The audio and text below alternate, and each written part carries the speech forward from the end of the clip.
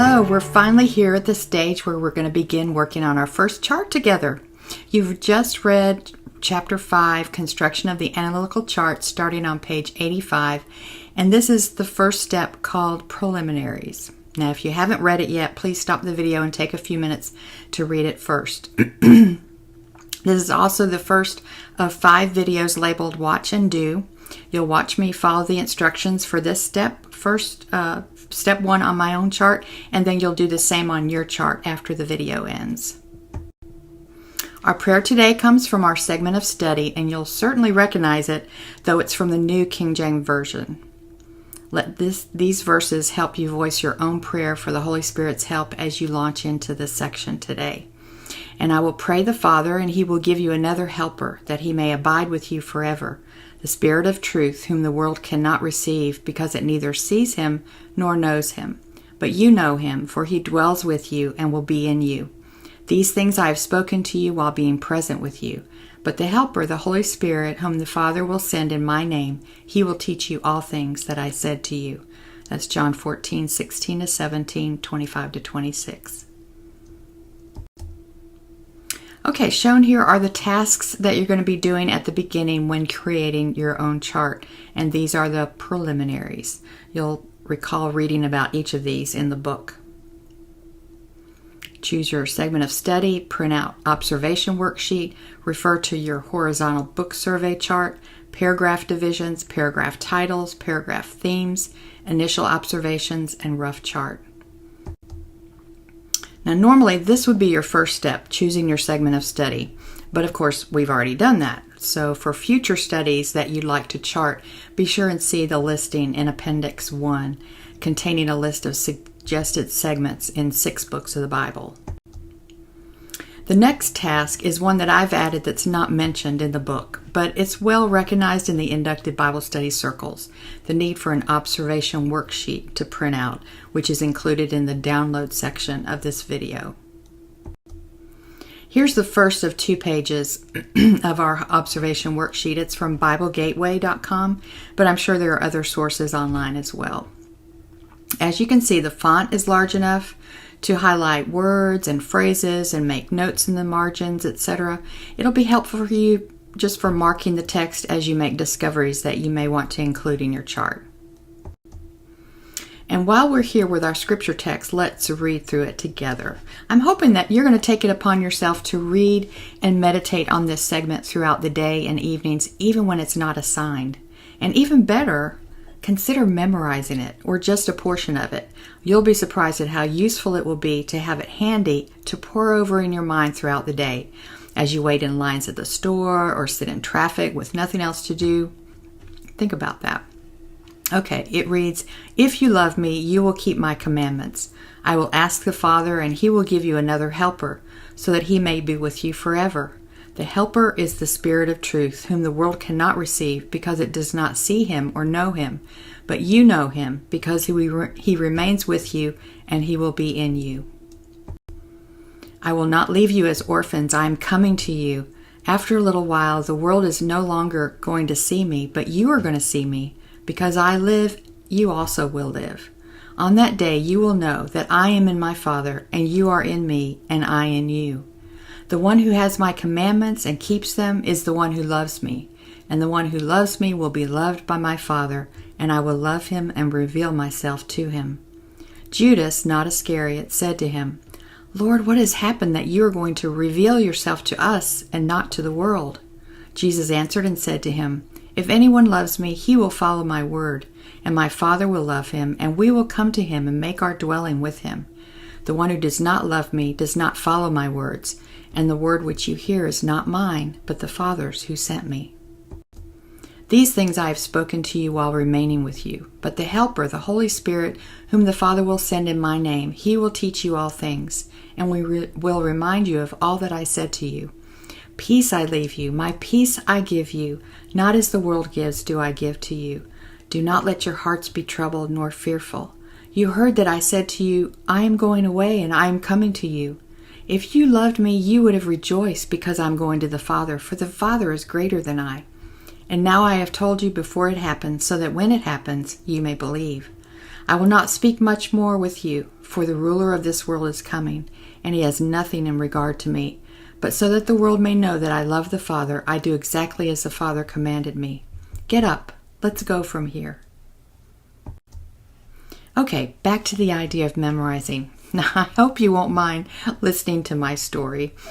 Around 8 to 10 years ago, I accepted a challenge at our church to memorize an entire chapter of Scripture, Colossians 3.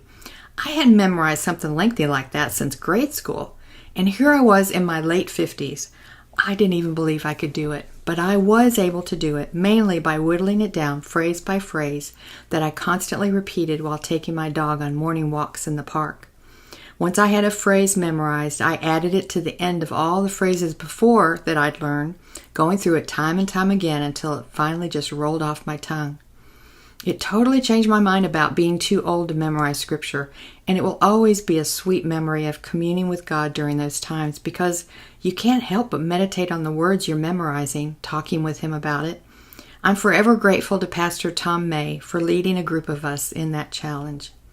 So think about it with this segment. All right, let's get back on track. The next task is to refer to your horizontal book survey chart that you filled out in Chapter 4's assignment. Take notes on your observation worksheet as you explore answers to these questions. Who are the neighbors next door, over the back fence, and across the street? In other words, what do you see happening before and after our segment of Scripture? The next task is to note where the paragraphs are in our segment.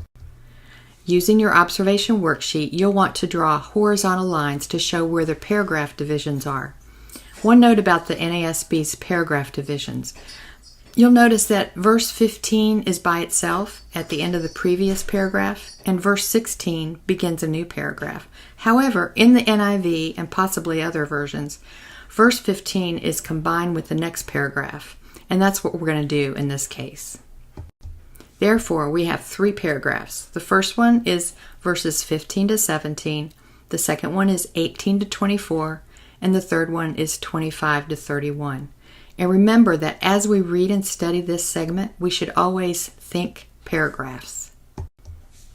Next, we have paragraph titles. You'll want to read through each paragraph and select a word or phrase, 1 to 3 words, from the text itself to identify the paragraph and don't have any repeats. This is just for identifying the paragraph for your use on the chart.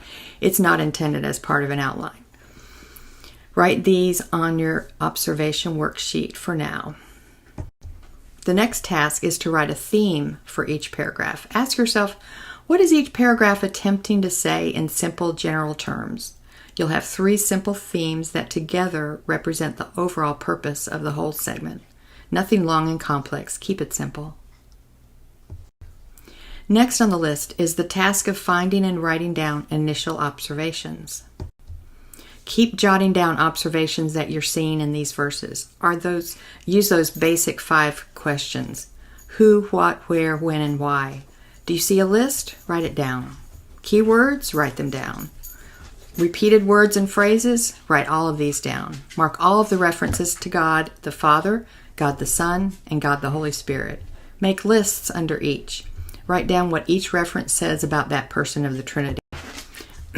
For instance, I use a line notepad to do this step. Under the Holy Spirit, my list would start off verse 16, Helper, with me forever, given to me by the Father. Verse 17, Spirit of truth, world can't receive, see, or know Him. I know Him, He is with me and in me. And so on, going all the way down to the last verse. Noting the verse numbers will be handy later, and you'll see why. And last on our task list, we'll begin doing a rough chart. This will not be your final chart on the heavier cardstock paper. Instead, print this file onto copy paper. This is in the download section of this video called Chart 4x9 Template. It places a 4x9 inch rectangle in the middle of your chart. Next, draw your lines showing the paragraph divisions. Consider proportionately where the lines should go based on the amount of text in each paragraph. And you should draw 2 lines to show the 3 paragraphs in our segment. Remember, this is just a rough draft, so don't worry about miscalculating it at this stage in the process. Next on the page goes the scripture segment being studied, John 14, 15 to 31. This is number 1 in the book, so we'll number these going forward. Write this at the top center of the page, just below the top, but not terribly large to be able to later fit your title above the frame. Second on the page is the title that you wrote on the horizontal survey chart showing where the book in this segment is located. I took my titles from the section headings in the NASB, so mine reads, Jesus Comforts His Disciples, and the reference would be 14, 1 to 31. But yours may be worded differently, whether you took yours from another version or you wrote your own. Third on the chart, you'll write the first verse references in each of the 3 paragraphs, then end it with the last verse number in the lower left corner. And then last on the chart, write your paragraph titles, printed in small letters in upper right corner of each paragraph frame, underlined. This is your final exercise in step 1 on the rough chart you've just begun. And as you can see that so far, this is my rough chart. After you complete this step, copy your rough chart so that you have 2 of these. One you'll use in step 2 and the other you'll save to use in step 3. The final section of step 1 on page 91 shows the 3 major components of the chart, which will be the next 3 steps. First is the talking text, recreation of the actual Bible text printed inside your 4x9 frame. And then second is the main topical study. This shows one paragraph to paragraph subject within the entire segment that is your dominant study of the chart. Third is called supplementary studies. These are all of the other discoveries, including observations, word studies, topical studies, and such. Just remember, these are the 3 major parts of your chart. So your assignment now is to go through all the tasks of the preliminaries, and a reminder is just listed here. The most time-consuming one will be the initial observations, but it is so important, and you will love the discoveries that you make on your own. And then be sure to fill out the rough chart as you saw me do that just now, and don't forget to make a copy of it so that you have one to use in step 2 and then one to use in step 3. Since there's no extra work on the rough chart than what you've already seen me do, there's no need for a recap for this step 1. So instead, you'll read step 2, talking text, on page 91 to 101, and after completing the watch and do assignment above. And then I'll see you on the next watch and do video on the talking text. To close this lesson, I'll be reading from Ephesians 3, 20 to 21. Now to Him who is able to do immeasurably more than all we ask or imagine, according to His power that is at work within us, to Him be glory in the church and in Christ Jesus throughout all generations, forever and ever. Amen.